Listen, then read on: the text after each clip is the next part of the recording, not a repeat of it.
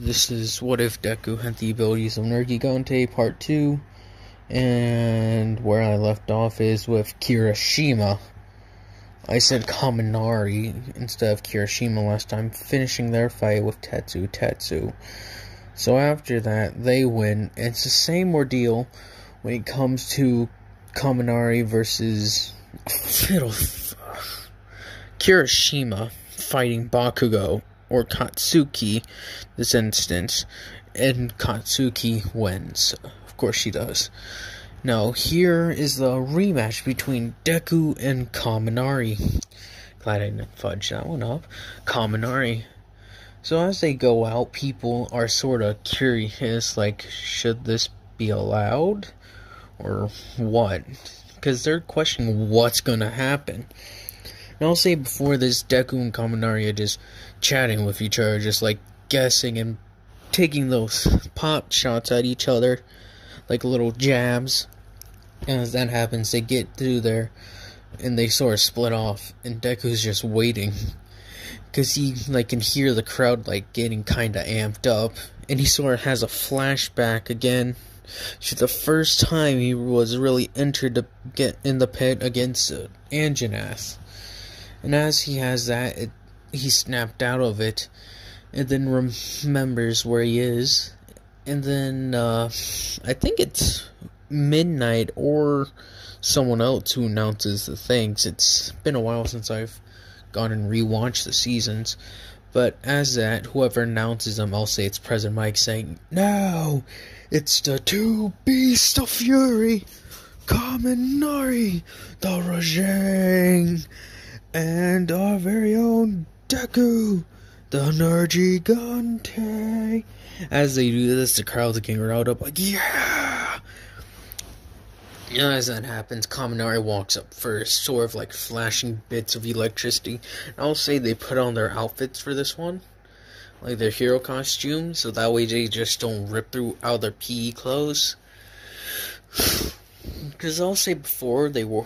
Actually, wait, I said before. Man, I am sorry, I forgot about that. They are in their uniforms, and as they do it, like, Deku doesn't just, like, go immediately into the fight. He starts, like, pumping everyone up, like, yeah. Kaminari's just, like, kinda getting them pumped up, too. Then as the crowd's riled up, they share one last look.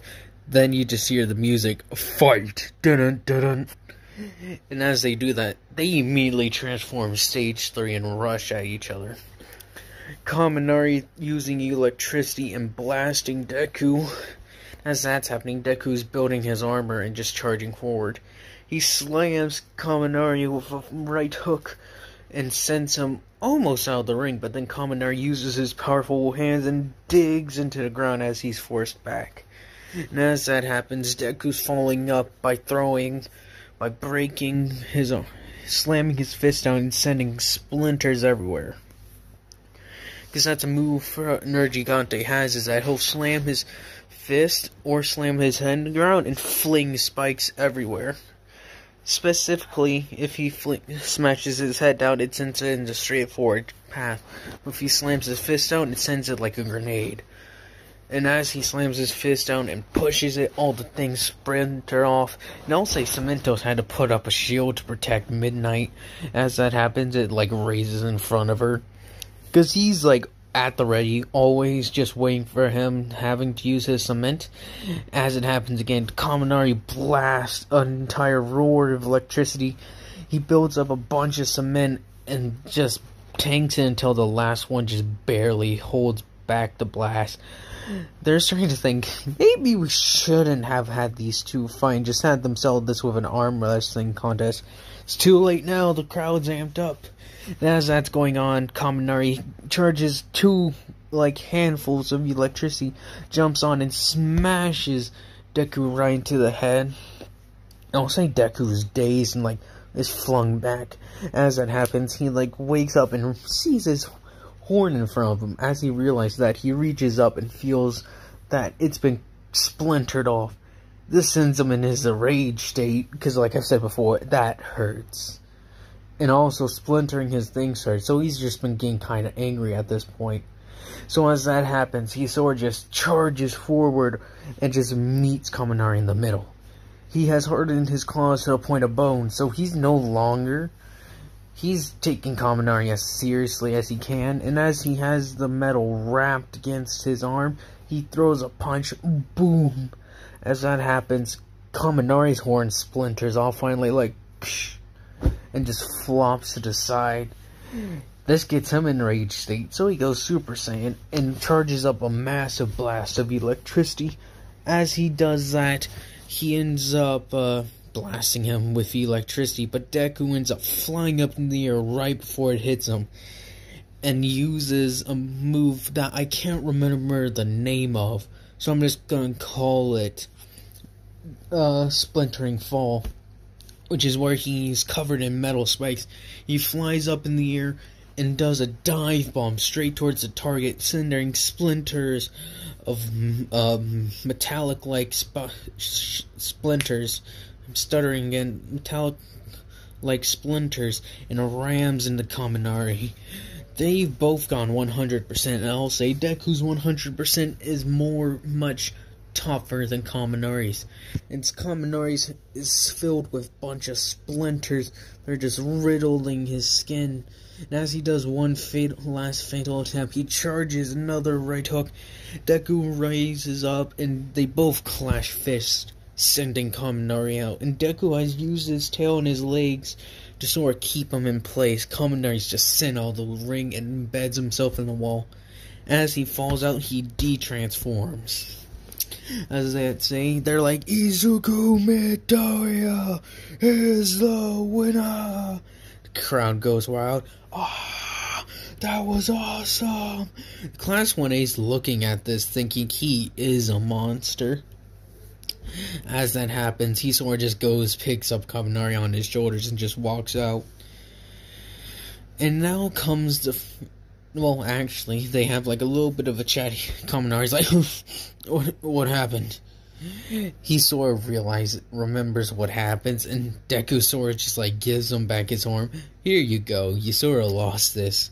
Everyone's actually trying to like bid on Deku's horn, like, I want that, how much does it cost? You're gonna have to take it up with him. Honestly, he doesn't give it to anybody. He just sort of like, I don't know, he just gives it to Momo, I guess. It's like, here, you have it. And as that happens, I sort of foretold what would happen with Kirishima and Katsuki. But since I already said that, I'll just say it's another match. And then comes the match between Katsuki and Deku. As they go up there, Katsuki has actually been training quite a lot. So I'll say this lasts about as much as Kaminari's match. So as they get ready, Deku just sorta like says, I wonder how strong you've gotten. She's like, enough to take you down. And she sort of like gives like a little ha and says, let's find out. And I'll say these two are better friends since she's kind of lowered that cockiness level. And he like gets ready. He takes her seriously and goes full stage 3. So as he's waiting, not stage 3 actually, stage 2. And he's armoring up.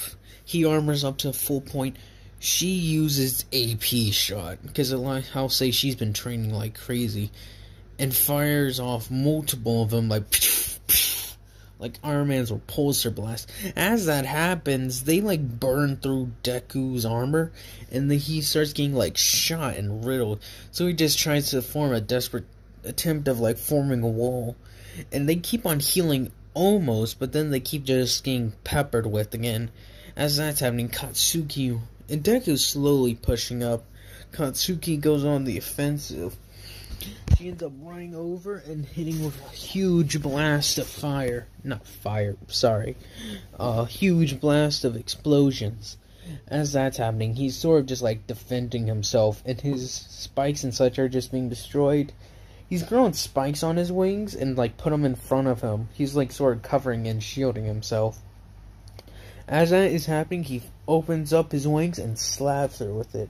As that happens, he's immediately up and chasing after. he manages to grab her and slams her into the ground and, like, tries to step on her. She dodges out of the way, and as that happens, he picks her up, picks her up, hits her a couple times. Then it looks like she's unconscious, and he's like, oh, did I go overboard? As he brings her closer to his face, she immediately whips up her hand and hits him in the eyes with a blast of explosions. As that happens, he, like, sort of throws her, and she skids across the ground to the very edge of the arena. As that, he's, like, kind of roaring and, like, slamming his face down and, like, rubbing it, trying to regain some sight. But he's realized she's done some damage to his eyes. So he's, like, sort of semi-blind while his healing factor is, like, trying to repair the things. Since the eyes are such a sensitive area, I'll say it takes a bit longer. So as it gets that, he, like, sort of tries to focus it in one area, and he manages to get done to where you can see more, like, to the edge of the arena, but that's as far as it goes. And so as he's just, like, having one eye open, he's, like, swinging around, like, turning circles until he realizes she's on his back. So as that happens, she just starts hitting him with more explosions. That point, he literally just does, like, and just, like, jumps up and falls on his back, crushing her. As that happens, he takes his tail and slams it in the ground where she is. As a final part, he grabs her and just flings her out of the ring. He is riddled with holes. He still has one eye and can barely see out of a certain range. And now he's got explosions all over his back. And this will take a while to heal, because he's not exhausted, but tired from all the fighting, the running, and the flying. Because it takes a lot to get that body out of the air. So it's like, Deku is the winner! Kaminari comes in second. And the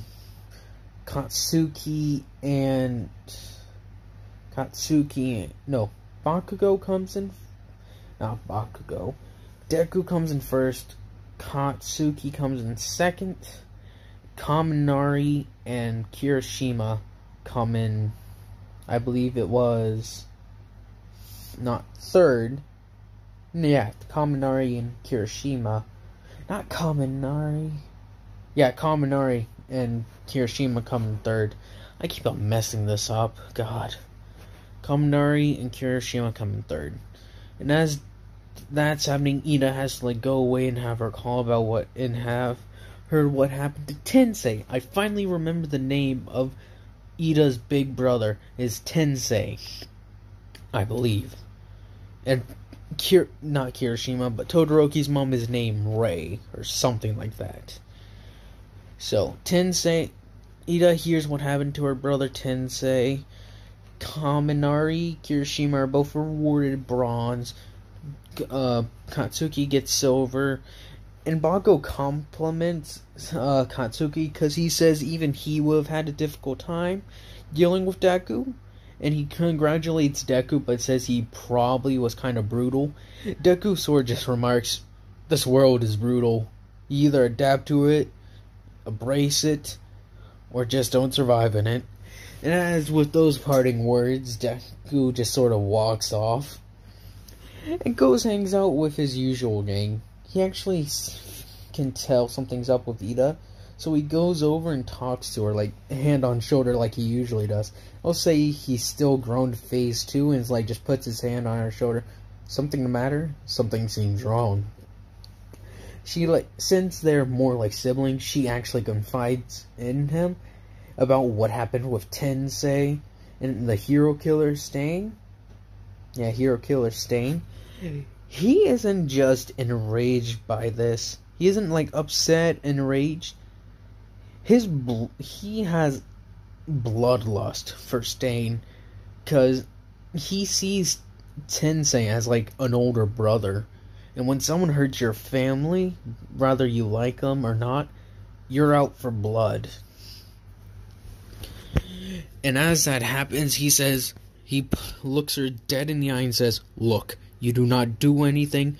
Don't try to deal with this on your own. If you do find them, call me. I'll make sure we're in the same area and possibly same agency. He tells her that with a commanding voice, like a brother probably would to a sister. Not to be sexist or anything, but come on. When it comes to that sort of thing, I think a brother would kind of take charge.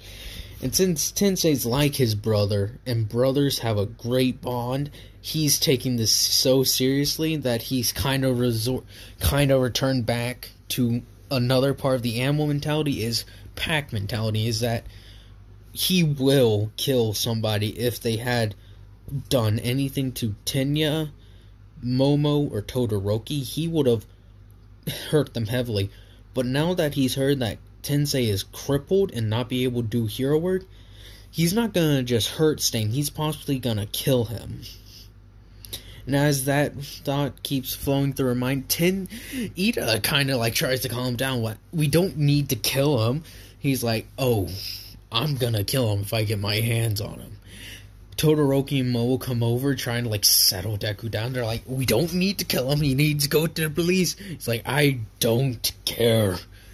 Kaminari comes over, he's like, what's happening? He's like, this is family matter. He's like, oh, I understand, just like walks away. Everyone can feel Deku's like how tense situation is, and Deku's bloodlust for Stain. So Aizawa and All Might pull him aside and try to talk to him what's wrong. He's like, it's family matter, that's all you need to know. So they kind of look around and find out what happened to Tensei, and they sort of try to convince Deku that this will not be the right action. He's like, I'm trying to get control of it, but it's very difficult. So as that's going on, they get their hero names. Ida takes Ingenium, Todoroki takes the name, I've heard the name once for like, I believe it was Z What Ifs, Frostfire. So I'll use that. Momo does create tea and blah blah blah. Kaminari uses Thunder God. And I'll say, well, Thunder Ape. And I'll say Deku uses... Should have thought about this. I did think about this, but I really couldn't pick a name that sort of suits this personality. So I'll just say the shield. There's self-sacrificing, or something that means to like hurt oneself to protect others, something like that. So I'll just say the shield for now. And as that happens, they all get their hero internships. Deku gets one for Endeavor's agency. Ida still goes to manuals. Todoroki goes to Endeavor. Momo goes to whichever one she was at. It was a snake lady, actually. The lady with snakes in her hair. Excuse me. And I'll say Deku gets one offered by Manual and Endeavor. So he's trying to decide whether to go with Todoroki or Ida to like keep an eye on her. And he's still like fighting off the feeling of trying to go after and kill Stain. And he thinks Ida has dealt with her problems, but she somehow managed to like hide her true intent from him. So he goes with Todoroki. Todoroki and him ride over, and before they leave, they have like one last talk with Ida about not doing anything, and she says the same thing to Deku. And don't you do anything. It's gonna be worse for you than it is gonna be for me. As he says that, he sort of just like activates a tracking thing on his phone. He's like I'll say they're all connected and that they have some way to track people. So he's just like somehow figured out to bug their phones and just track them. This may be creepy and overprotective, but he has his reasons. Because they're his little sisters. Any brother would know. They're his sisters, and any brother knows that when it comes to being a brother, you put your life on the line for your sisters, more so than you would even do for your brothers. And as that happens and goes on, he actually wants to fight Endeavor a bit. Because Endeavor's kind of cooled off at this point, I would say. Not as much as he does in the anime by season 4, but he's sort of like calmed down with that whole you will become way better than All Might. And as that happens, Deku sorta can tolerate him now. And as that goes on, I'll say as he's writing, he gets a call from Ryoko, just like, ding. She's like, have you heard about what happened with Tensei? He's like, yeah, I have. What are you gonna do? I'm not gonna do anything. Just gonna keep an eye on Todoroki. Make sure she doesn't do a thing. Not Todoroki. He means Ida. I keep on getting that wrong. But he's gonna keep an eye on Ida to make sure nothing goes wrong and that he has their phone bugged. And he's like, you have a tracker on your gang? He's like, why wouldn't I? She's like, that's kind of weird. No, it ain't. Is it? Well, for us, we had trackers. Listen, I know you care about them, but this is kind of weird.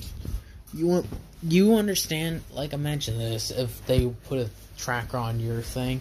It's like, alright, I think I see your meaning, but I'm just being very, very protective. You mean overprotective? Alright, possibly. So what? So as that goes down, he just holds a conversation, and Todoroki kind of hears this, and like, he bugged our phones? And as she like looking, she finds out how he did it. I don't know how, because I'm not very good with computers, or how to get rid of bugs. But I'll say at one time he sort of like, slipped a chip, or something, very small. As she removes it, he just like looking on his map and just sees one of the things go up. Boop. He looks at Todoroki, and Todoroki's just like glaring at him. He's like, bye, Ryoko, and like hangs up. She's sort of like, Deku? He's like, yes? What is this? As she points it out, he's like, I don't know what you mean. I've never seen that before. She walks up to him and sort of like bends over and looks him in the eye. Are you sure?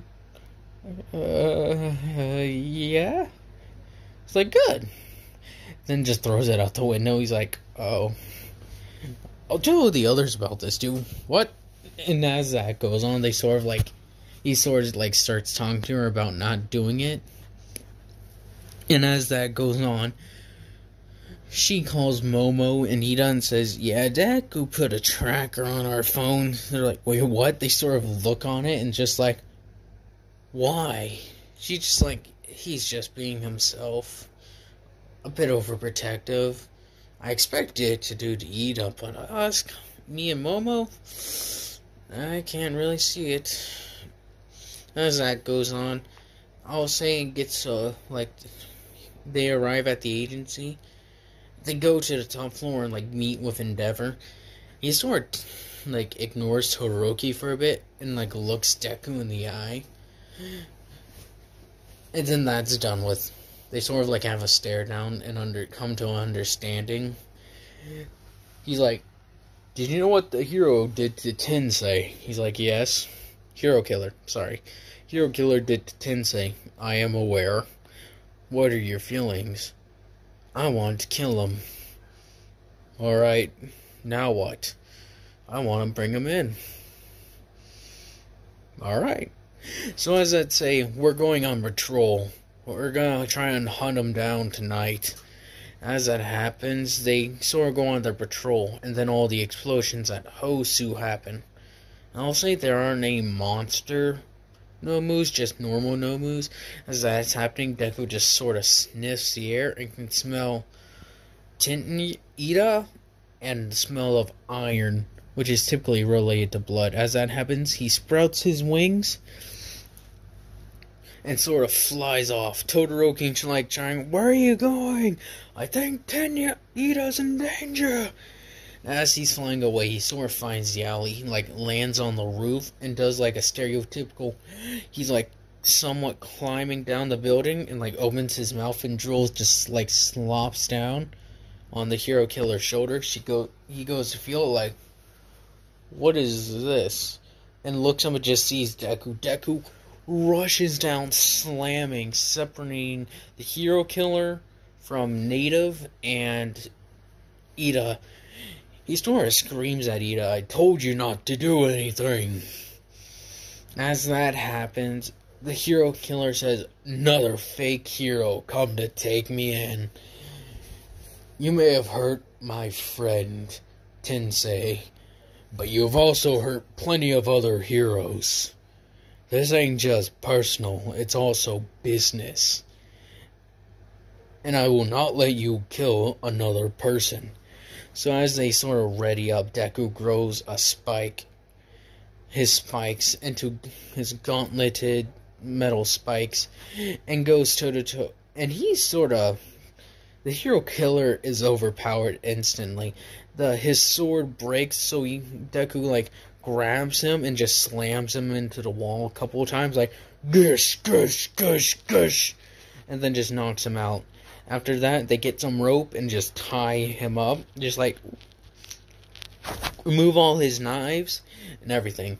As that's done, Endeavor, he sort of like tries to like get people to rally behind, like to go find Deku as Todoroki tried to run off.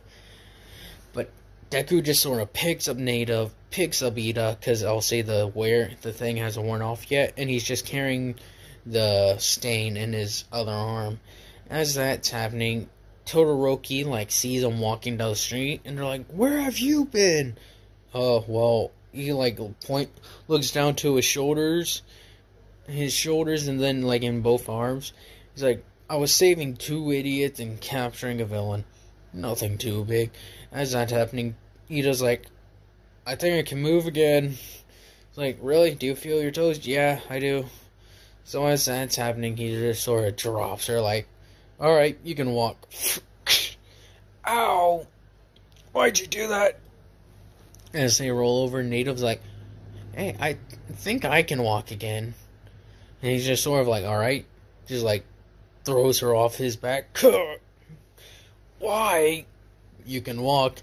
And they just sort of start carrying. And I'll say at this point, a bunch of other heroes, like, we heard about the hero killer, but they sort of like see him in like in Deku's underarm. He's just like, "Oh, him?" Just drops him. Oh.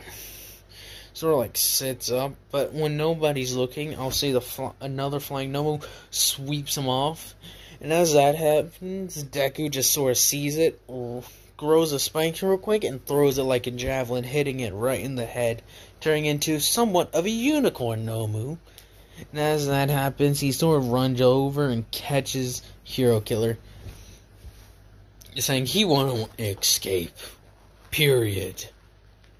So as that happens, he sort of just walks with the heroes, gets the police. The police try and scold him, but he's like, "I was under here by Endeavor, and our mission was to capture the Hero Killer. I accomplished the mission and was given full authority to use my power. If the situation arose, it arose." And sort of just leaves them like mouths open. Ida's getting chewed out by Todoroki and Manuel and Endeavor, saying that she was kind of an idiot for trying to go after the hero killer by herself. She's like, "I didn't go after him by yourself. You didn't call anyone. You didn't call Deku. I tried to, but what? He didn't pick up." It's like, "I never got a call from you." "Yes, you did." "No, I didn't."